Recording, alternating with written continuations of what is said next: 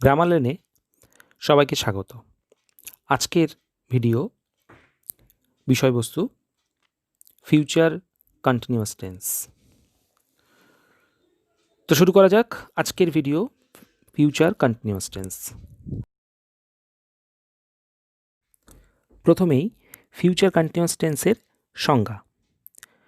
ভবিষ্যতে কোনো কাজ চলতে থাকবে বা ঘটতে থাকবে এরকম বোঝালে ভার্বের ফিউচার কন্টিনিউয়াস টেন্স হয়।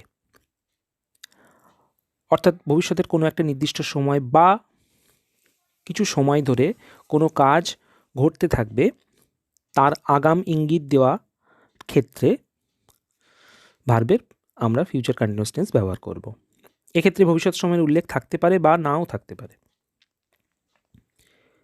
Example, they will be playing till 5 PM। তারা বিকেল 5টা পর্যন্ত খেলতে থাকবে। বাংলায় ক্রিয়ার রূপ কি হয়, মানে অর্থাৎ বাংলায় কি দেখে আমরা চিনব যে ইংরাজিতে আমরা সেটাকে ফিউচার কন্টিনিউয়াস টেন্স করব। সেক্ষেত্রে উত্তম পুরুষে ক্রিয়াপদের শেষে ইতে থাকিব, আর মধ্যম ও প্রথম পুরুষে ক্রিয়াপদের শেষে ইতে থাকিবে বিভক্তি থাকে। উদাহরণ, আমি ঘুমাইতে থাকিব বা ঘুমোতে থাকব। 2 নাম্বার, তুমি লিখিতে থাকিবে বা লিখতে থাকবে। 3 নাম্বার, সে মাছ ধরিতে থাকিবে বা ধরতে থাকবে। এবারে আসছি ইংরাজিতে ভার্ব ফর্মেশন। ইংরাজিতে ভার্বটা আমরা কিভাবে গঠন করব। প্রথমে অ্যাফার্মেটিভ অর্থাৎ হ্যাঁ বোধক বাক্যের ভার্বের গঠন কি থাকে। প্রথমেই থাকবে সাবজেক্ট, তারপরে অক্সিলারি ভার্ব থাকবে শ্যাল বা উইল, সেটা পার্সন অনুসারে বসবে।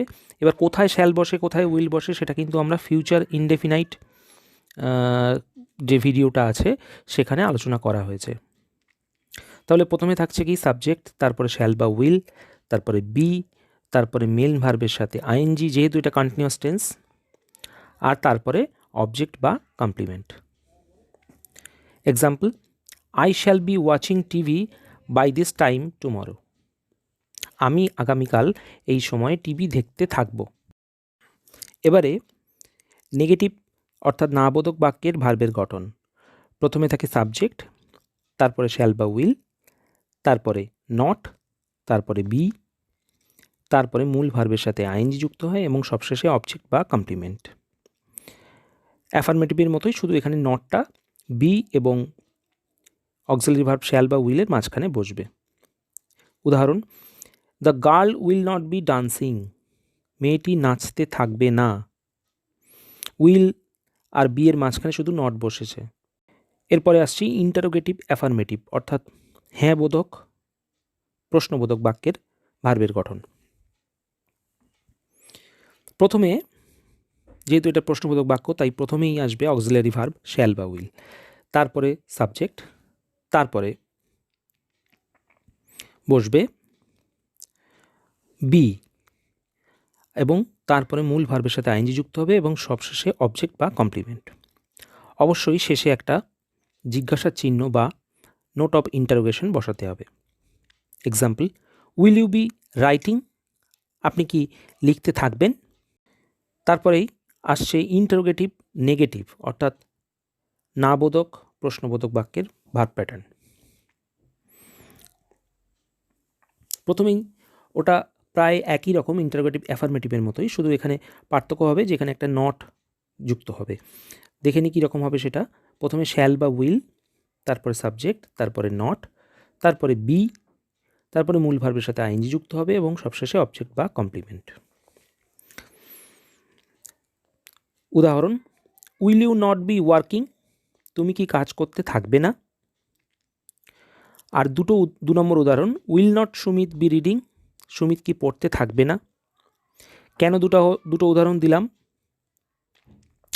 কারণ নট বসানোর একটা নিয়ম আছে। নট বসানোর নিয়মটা হলো বাক্যের যে কর্তা সে যদি নাউন হয় তাহলে নট তার আগে এবং প্রোনাউন হলে নট তার পরে বসবে। তবে কন্ট্রাক্টেড ফর্মের ক্ষেত্রে প্রোনাউনের আগেও নট বসতে পারে। যেমন ওন্ট ইউ বি ওয়ার্কিং, প্রথম উদাহরণে ছিল উইল নট বি ওয়ার্কিং, ওটাকে যদি উইল আর নটটাকে আমরা একসঙ্গে যুক্ত করি, কন্ট্রাক্ট করি, তাহলে ওটা হয়ে যাবে ওন্ট, এবং সেক্ষেত্রে ইউ এর আগেই বসবে। Won't you be working. এবারে দেখে নিই ফিউচার কন্টিনিউয়াস টেন্সের কিছু ব্যবহার। 1 নম্বর, কোনো পূর্ব সিদ্ধান্ত বা কর্মসূচির ফলাফল ঘোষণা করতে ফিউচার কন্টিনিউয়াস টেন্স ব্যবহৃত হয়। উদাহরণ, he will be taking up the charge at office in the next month, যার বাংলা অর্থ হলো তিনি আগামী মাসে অফিসে দায়িত্ব গ্রহণ করবেন। অর্থাৎ এই ব্যক্তির অফিসে দায়িত্ব গ্রহণ করার সিদ্ধান্ত আগেই হয়ে গেছে, শুধুমাত্র সেটা ঘোষণা করার জন্যে আমরা এই কথাটা বললাম, এবং সেজন্যেই নিয়ম অনুসারে ফিউচার কন্টিনিউয়াস টেন্স হয়েছে। কারণ কোনো আগে নেওয়া সিদ্ধান্ত বা কোনো কর্মসূচির ঘোষণা যখন করা হয় তখন এভাবেই ফিউচার কন্টিনিউয়াস টেন্সের সাহায্য নিয়েই করা হয়। 2 নম্বর উদাহরণ, she will be giving speech every day until the next month, তিনি আগামী মাস পর্যন্ত প্রতিদিন বক্তৃতা দেবেন। এটা হলো, আগেরটা ছিল পূর্ব সিদ্ধান্ত, এটা হলো কোনো কর্মসূচির অংশ, অর্থাৎ এমন কোনো কর্মসূচি যার একটা অংশ হলো তার বক্তৃতা দেওয়া, সেইটা ঘোষণা করার জন্যে ফিউচার কন্টিনিউয়াস টেন্স এর ব্যবহার করা হয়েছে। 2 নম্বর ব্যবহার। 2 নম্বর ব্যবহারে দেখানো হয়েছে ফিউচার ইনডেফিনাইট ও ফিউচার কন্টিনিউয়াসের পার্থক্য। অর্থাৎ কিছু কিছু ক্ষেত্রে আমরা ফিউচার ইনডেফিনাইট যেখানে করার কথা সেখানে ফিউচার কন্টিনিউয়াস করব, এবং যেখানে ফিউচার কন্টিনিউয়াস করার কথা সেখানে ফিউচার ইনডেফিনাইট করব। সেটা বাক্যের সেন্স অনুসারে, বাক্যের মাধ্যমে কি প্রকাশ পাচ্ছে সেটার উপরে নির্ভর করবে। যেরকম এখানে বাঁদিকে বক্সে লেখা রয়েছে he will help us build the house, তিনি আমাদেরকে বাড়িটা করতে সাহায্য করবেন। অর্থাৎ এই বাক্যের মাধ্যমে কি প্রকাশ পাচ্ছে যে তিনি আমাদের সাহায্য করতে ইচ্ছুক, he is willing to help, তিনি সাহায্য করতে ইচ্ছুক। হোয়ারএজ ডান দিকের বক্সে রয়েছে he will be helping us to build the house, তিনি আমাদের, এটার মাধ্যমে ওই একই অর্থ প্রকাশ পাচ্ছে যে তিনি আমাদেরকে বাড়িটা করতে সাহায্য করতে থাকবেন। অর্থাৎ এটা সাহায্য করার ইচ্ছা নয়, এটা সাহায্য করার যে সিদ্ধান্ত সেটা হয়ে রয়েছে, শুধুমাত্র তার ঘোষণাটা হচ্ছে। আগেরটা হচ্ছে তার কোনো সিদ্ধান্ত হয়নি, আগের বাক্যের মাধ্যমে শুধুমাত্র প্রকাশ পাচ্ছে তার ইচ্ছা, আর এই বাক্যটার মাধ্যমে প্রকাশ পাচ্ছে পূর্ব সিদ্ধান্তের ঘোষণা, এ প্রিভিয়াস অ্যারেঞ্জমেন্ট হয়ে রয়েছে, সিদ্ধান্ত হয়ে রয়েছে যে তিনি আমাদের সাহায্য করবেন। 3 নম্বর ব্যবহার, পরিকল্পিত কর্মকাণ্ডের জন্য আমরা প্রায়শই ফিউচার কন্টিনিউয়াস বা প্রেজেন্ট কন্টিনিউয়াস ব্যবহার করে থাকি। পরিকল্পিত কর্মকাণ্ড মানে যে কর্মকাণ্ড বা যে কাজের পরিকল্পনা আগে থেকে হয়ে রয়েছে। যেমন we will be living for Delhi at 6 in the morning, আমরা সকাল 6টায় দিল্লির উদ্দেশ্যে রওনা হব। এটা হলো ফিউচার কন্টিনিউয়াস দিয়ে লেখা, এটাকে আমরা প্রেজেন্ট কন্টিনিউয়াস দিয়েও লিখতে পারি। কীরকম, we are living for Delhi at 6 in the morning, আমরা সকাল 6টায় দিল্লির উদ্দেশ্যে রওনা হচ্ছি। দুটোই ভবিষ্যৎ সূচক, কিন্তু দুটো টেন্স, ভার্বের টেন্স আলাদা, কিন্তু অর্থ একই, শুধুমাত্র একটা অপরটার বিকল্প। দুটোর যে কোনো একটাই করা যেতে পারে, আমরা যে কোনো একটা টেন্সই ব্যবহার করতে পারি, অর্থ কিন্তু একই, আগে থেকে ঠিক হয়ে আছে, ভবিষ্যতে সেই কাজটা ঘটতে চলেছে।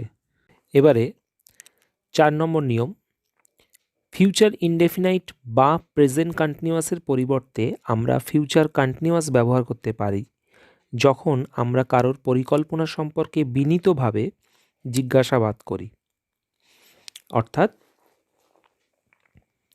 আমাদের আস্কিং ফর ইনফরমেশন যদি তার মধ্যে বিনীত ব্যাপারটা অর্থাৎ পোলাইটনেসটা থাকে, তাহলে সেক্ষেত্রে আমরা ফিউচার কন্টিনিউয়াস ব্যবহার করতে পারি, ফিউচার ইনডেফিনাইট বা প্রেজেন্ট কন্টিনিউয়াস না ব্যবহার করে। যেমন what time are you coming to office, এর অর্থ তুমি অফিসে কখন আসছো। এটা একটা সাদামাটা ইনফরমেশান জানতে চাওয়া।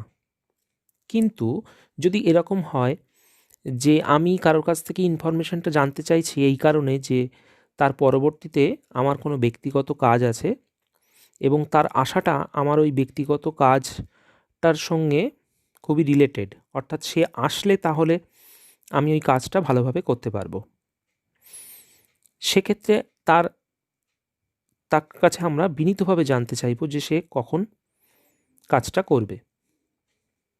যেমন, what time will you be coming to office? We have to be at the conference room at 8 o'clock। অফিসে কখন আসবে? আমাদের 8টার দিকে কনফারেন্স রুমে থাকতেই হবে। অর্থাৎ কনফারেন্স রুমে থাকা একটা জরুরি ব্যাপার এবং তার জন্যে বক্তার ওই অপর ব্যক্তিকে যাকে উনি প্রশ্নটা করছেন তার আশাটাও খুব জরুরি। সেই জন্যে তার আশাটা সম্পর্কে ইনফরমেশন জানতে চাইছেন খুব বিনীতভাবে, অর্থাৎ কাজটা উদ্ধার করার জন্য তাকে এই বিনয়ের আশ্রয়টা নিতে হচ্ছে, সেই জন্য এখানে ফিউচার কন্টিনিউয়াস টেন্স হয়েছে। শেষ হলো ফিউচার কন্টিনিউয়াস টেন্স। ধন্যবাদ।